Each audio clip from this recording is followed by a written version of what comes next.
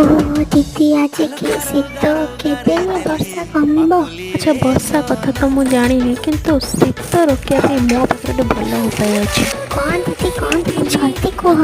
अरे मुझे बनैबी गरम गरम सूप जहाँकि ताकू समस्ते पीके आज शांति हो। अच्छा दीदी कौ सूप बनैब।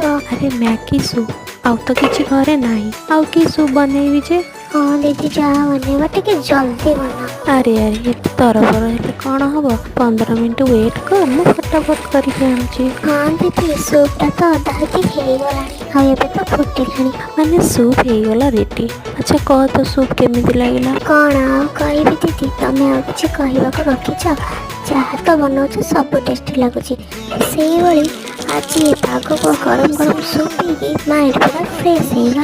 से खुशी चैनल को सब्सक्राइब करते हैं। जय जगन्नाथ।